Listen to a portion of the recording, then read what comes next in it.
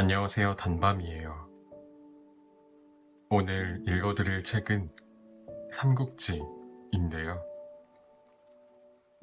너무나 유명한 책이라 여러분들께 바로 본론으로 읽어드리려고 합니다. 그럼 지금부터 읽어드릴게요. 유비, 관우, 장비의 만남. 저녁 노을이 지고 있었다. 도도히 흐르는 황하에 저녁 노을이 낮게 깔리기 시작했다.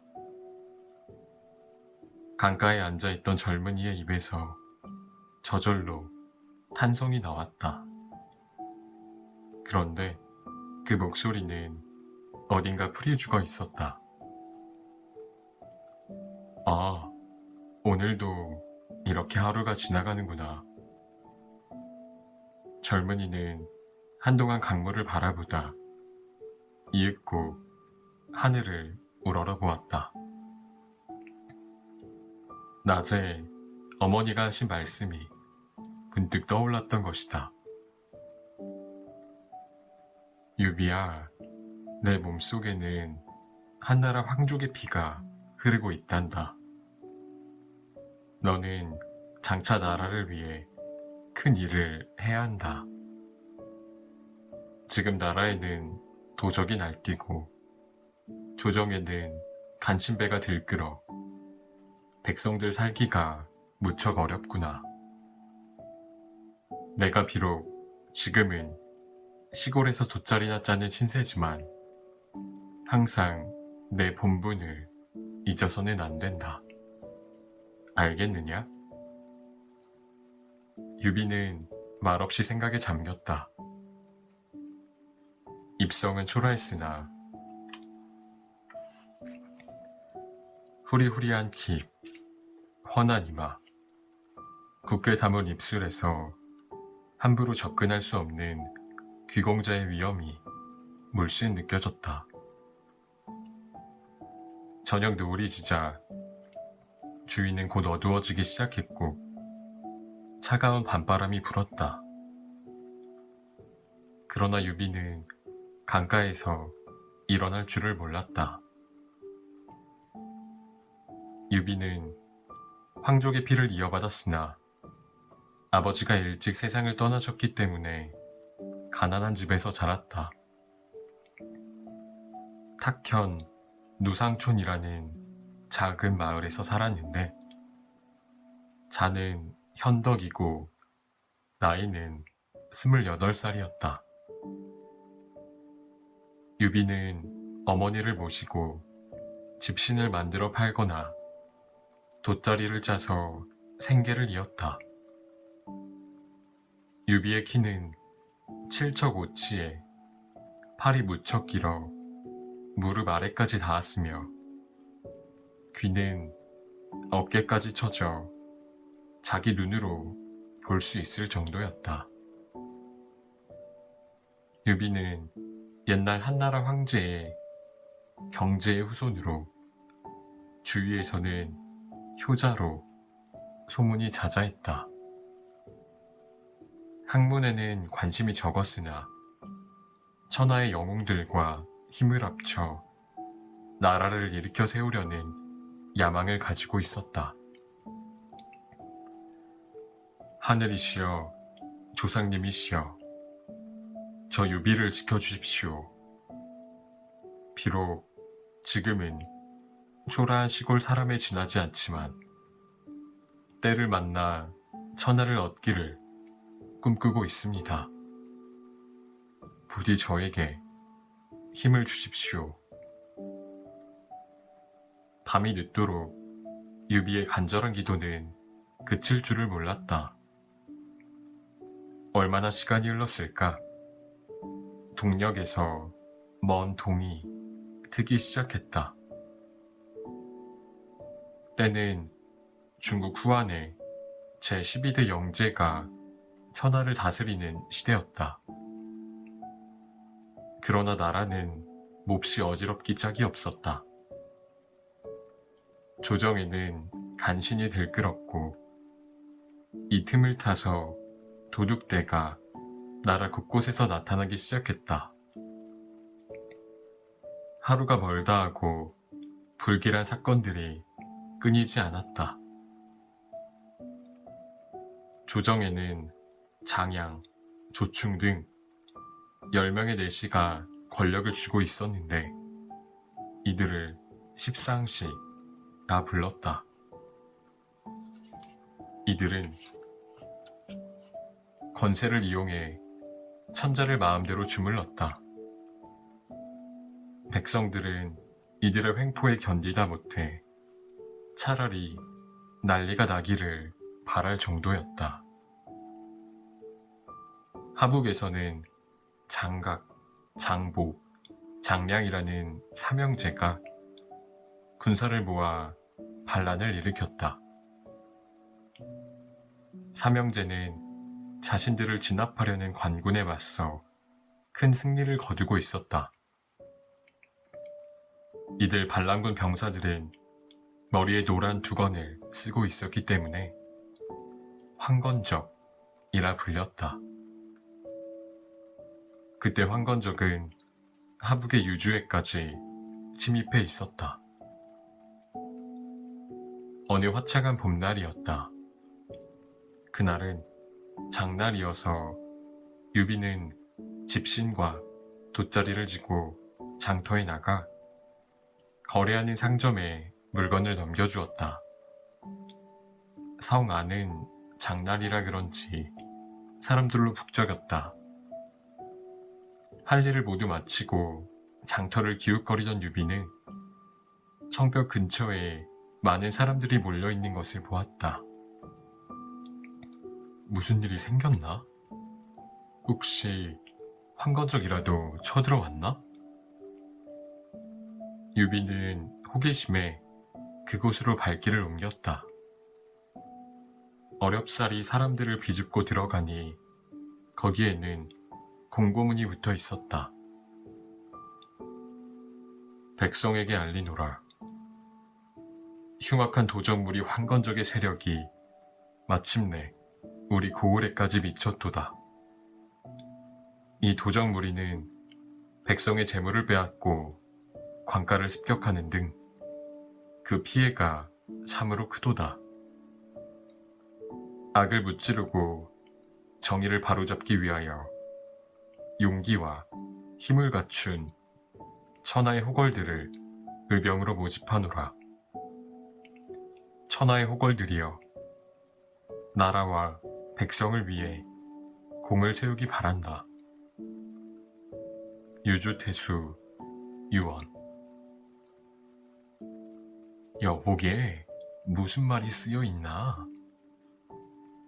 나이가 지긋하고 초라한 차림을 한 노인이 유비에게 물었다. 노인은 글을 읽지 못하는 듯했다. 황건적을 토벌할 의병을 모집한다는 내용입니다. 어허, 참으로 큰일일세. 어서 황건적 무리가 토벌되어야 우리처럼 힘없는 백성이 마음 놓고 일할 수 있지.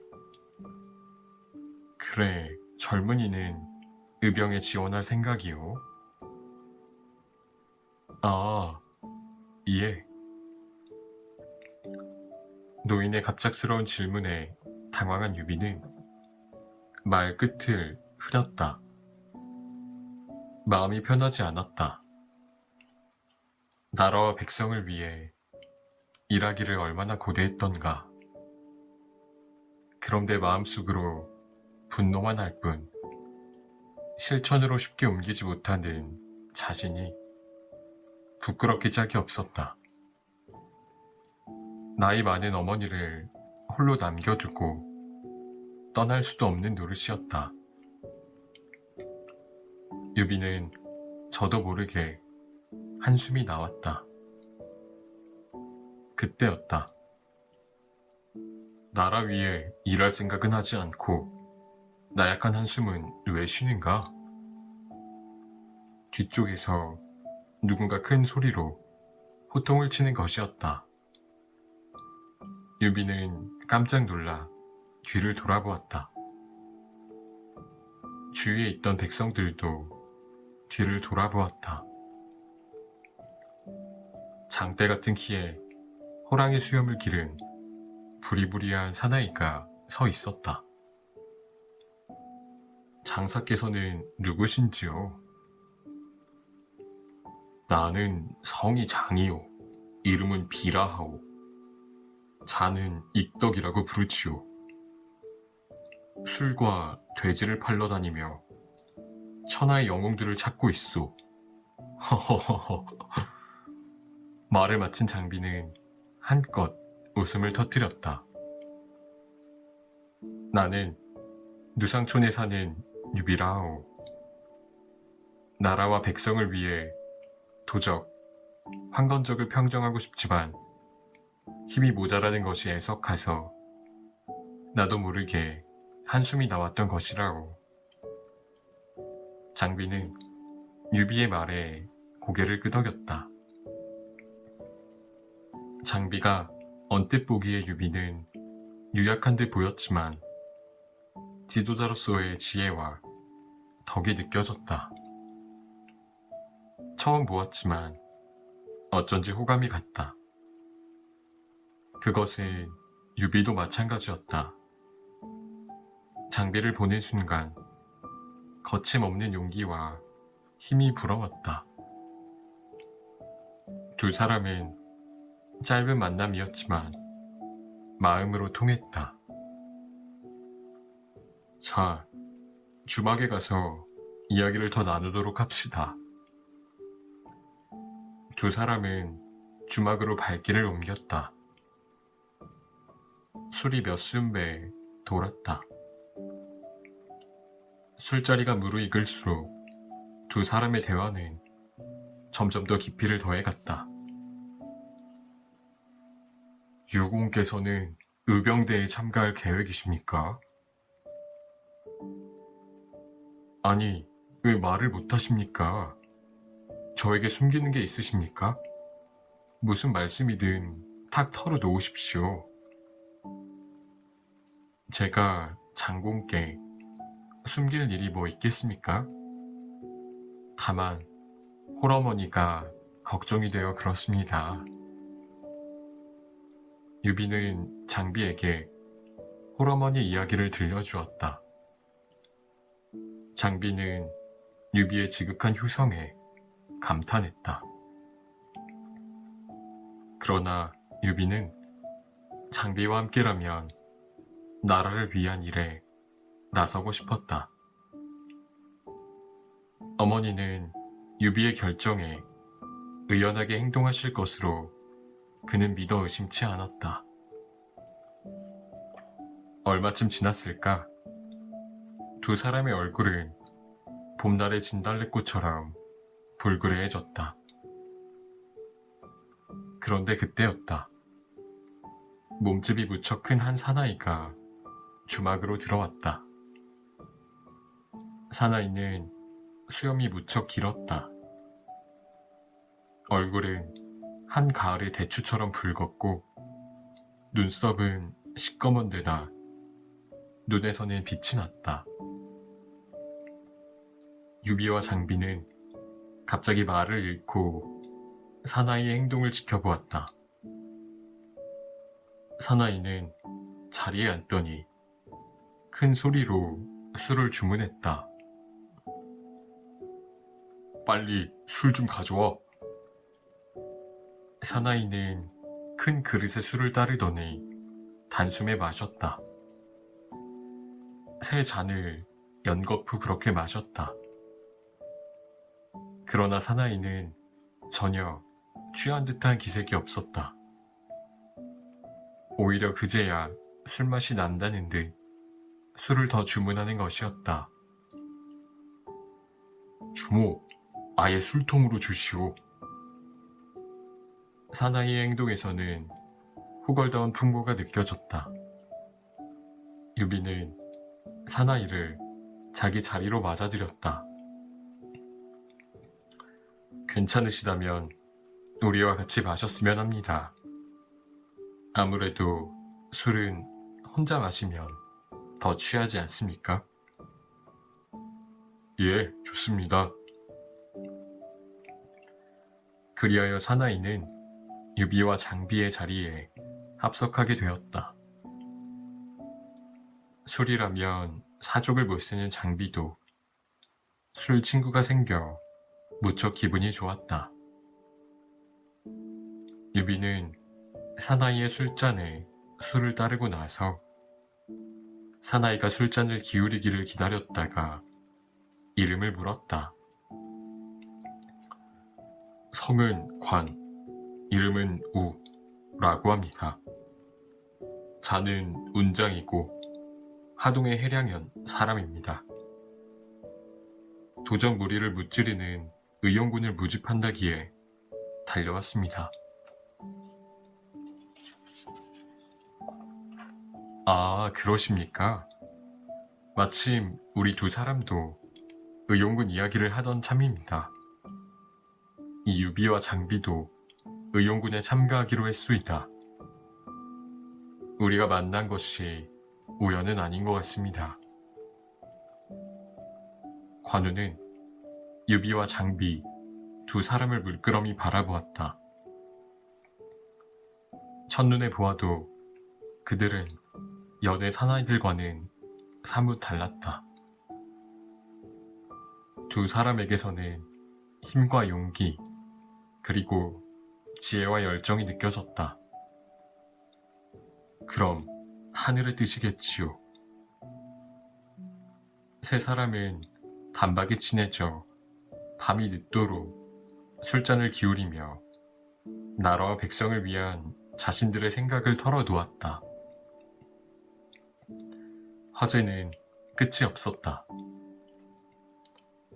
세 사람은 세상 돌아가는 이야기를 나누며 어지러운 세상을 바로 잡아야 한다고 입을 모았다. 이윽고 밤이 깊었다. 유비는 두 사람을 둘러보고 기쁜 표정을 지으며 말했다. 두 분을 만나니 저는 천하를 얻은 것처럼 참으로 든든합니다. 우리 세 사람이 이렇게 만난 것은 모두 하늘의 뜻인 것 같습니다. 이렇게 만난 것도 인연인데 우리 세 사람이 의형제를 맺는 게 어떻겠습니까? 우리 집 뒷뜰에 복숭아 밭이 있습니다. 지금 복숭아 꽃이 한창 절정에 달해 있는데 당장 내일이라도 그곳에서 의형제를 맺으면 어떻겠습니까? 두 분 생각은 어떠십니까? 좋습니다. 관우와 장비는 유비의 제의에 흔쾌히 찬성했다. 도원에서의 형제 결의. 이튿날 점심 무렵 관우와 장비가 누상촌 유비의 집을 방문했다. 유비는 두 사람을 반가이 맞아들였고 관우와 장비는 유비의 어머니에게 큰 절을 올렸다. 유비의 어머니는 아침에 아들로부터 어제 이야기를 전해 듣고 몹시 기뻐하며 손수 술과 안주를 미리 준비해 두었다. 아들에게 이야기는 들었네. 아들 말대로 두 장사를 보니 내 마음도 몹시 기쁘다네. 부족한 내 아들과 힘을 합쳐 나라와 백성을 위해 큰 일을 해주기 바라네. 예, 어머니. 비야, 오늘 무척 기쁜 날이구나. 천지신병과 조상님께 축원을 드린 다음 축하의 술을 나누도록 하여라. 이제야 조상님들 뵐 날치 서는 것 같구나. 건우와 장비는 유비 어머니의 정성에 가슴이 벅찼다. 어머니, 고맙습니다. 이제 저희 두 사람은 모두 어머니의 자식들입니다. 결코 부끄럽지 않은 자식이 되겠습니다. 세 사람은 밤늦도록 이야기꽃을 피웠고, 유비는 가슴에 묻어두었던 자신의 집안 이야기를 꺼냈다. 저는 한나라 황족 유승의 후손입니다. 여태껏 시골 구석에서 울분을 사귀며 때를 기다리고 있었습니다. 두 분을 만나 얼마나 기쁜지 모릅니다. 말을 마친 유비는 두 사람에게 보검을 보여주었다. 그 보검에는 황실의 문양이 그려져 있었다. 관우와 장비는 몹시 놀라 유비에게 절을 했다. 아니, 이러시면 안 됩니다. 어서 일어나시지요. 아닙니다. 이제 저희는 유공을 모시겠습니다. 유비는 두 사람을 겨우 달랬다. 다음날 아침 세 사람은 개울에서 목욕을 마쳤다. 그리고 복숭아 밭에 검은 소와 흰 말을 준비하고 제단을 쌓았다. 마침내 준비가 끝났다. 유비는 먼저 나서서 향을 피운 다음 절을 하고 하늘을 우러리며 말했다. 하늘이시여, 저희를 굽어 살피소서. 여기 유비, 관우, 장비 세 사람은 서로 성은 다르지만 오늘 이렇게 모여 천지신명 앞에서 형제의 결의를 맺습니다. 도탄에 빠진 백성을 구하고 어지러운 나라를 바로 세우겠습니다. 저희의 간절한 뜻을 받아주소서. 같은 날에 태어나지는 못했지만 하늘이 맺어준 의형제로서 한 날 한시 죽겠나이다. 세 사람은 엄숙한 표정으로 제단 앞에서 나란히 절을 했다. 하늘은 한없이 푸르렀고 복숭아 밭에는 봄바람이 솔솔 불었다. 잊고 제사가 끝났다. 세 사람은 한동안 말을 잊은 채 조용히 생각에 잠겼다. 마침내 관우가 침묵을 깨고 말했다. 이제 형과 아우를 정할 차례입니다. 황족의 혈통을 이어받은 유공을 큰 형님으로 모시면 어떻겠습니까? 또 우리 셋 가운데 가장 나이가 많지 않습니까? 장공 생각은 어떠시오? 당연히 그래야지요. 저는 대찬성입니다. 그럼 이 문제는 결정된 것으로 하겠습니다. 유공께서는 부디 저와 장비의 청을 받아들여 주시기 바랍니다. 저희 두 사람은 목숨을 바쳐서 유공을 큰 형님으로 섬기겠습니다. 관우는 말을 마친 다음 유비에게 큰 절을 올렸다. 장비도 관우를 따라 큰 절을 올렸다. 관우와 장비는 서로 나이를 따져보았다. 관우가 조금 위였다. 장비는 예를 갖추어 관우에게 절을 올렸다. 세 사람은 다시 제단 앞에서 절을 올리며 의형제를 맺었다.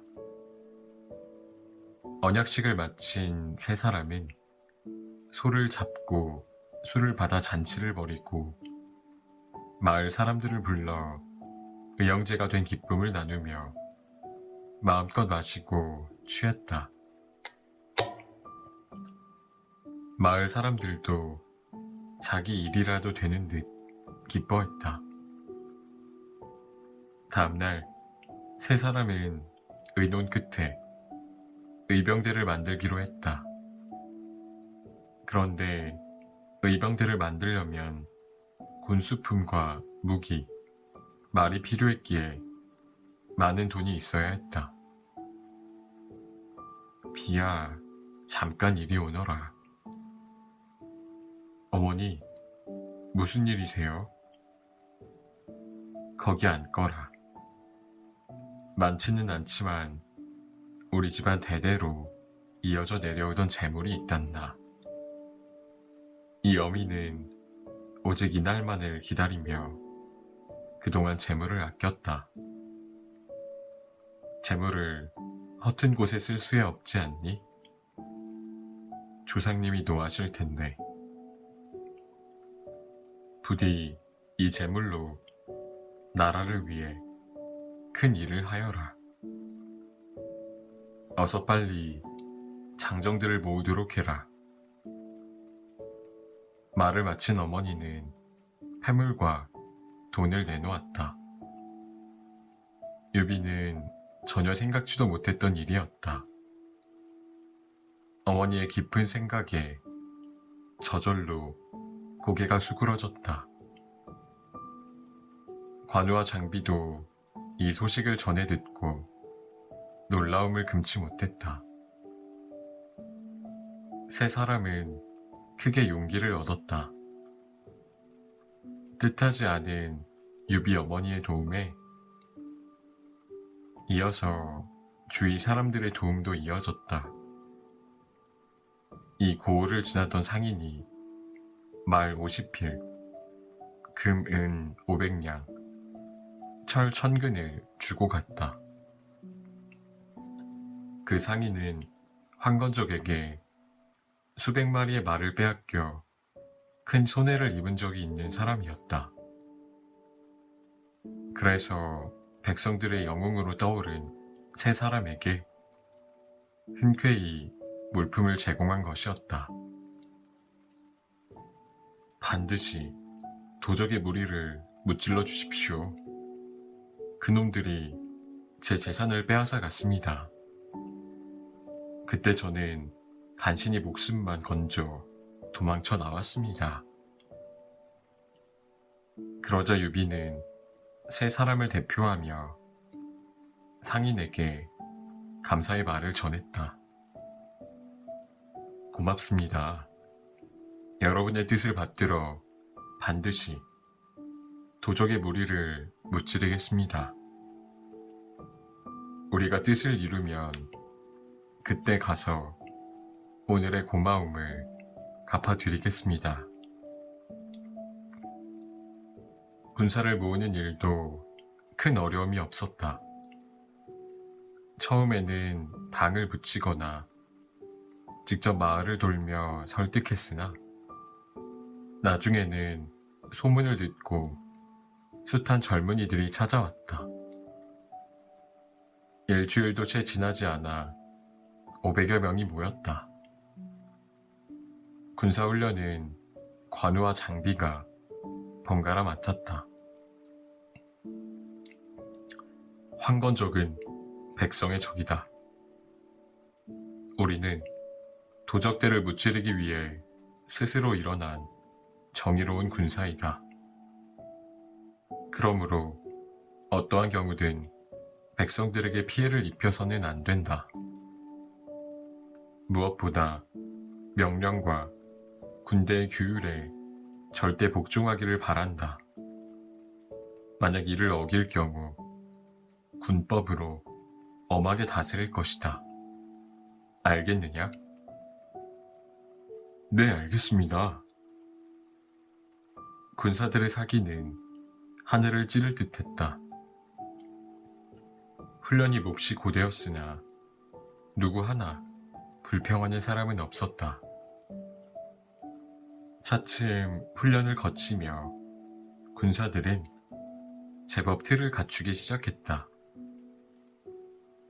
세 사람은 무기를 만드는 일도 게을리하지 않았다. 기술자를 불러 무기를 만들도록 하는 한편, 군량미 마련에도 열성을 다했다. 관우는 무게가 무려 82근이나 나가는 커다란 칼을 무기로 삼고 그 칼에 청룡언월도라는 이름을 지었다. 장비도 일자 팔치에 창을 만들게 해 장팔사모라는 이름을 붙이고 무기로 삼았다. 관우와 장비의 무기는 보통 무기가 아니었다. 보통 사람은 들어 올릴 수조차 없을 정도로 크고 무거웠지만 두 사람은 자신의 무기를 자유자재로 휘저었다. 그리고 무기가 무척 마음에 드는지 늘 지니고 다녔다. 날이 갈수록 군사들의 사기는 올라갔다. 세 사람은 황건적 토벌 작전을 짜고 군사들의 훈련을 점검하며 때를 기다렸다.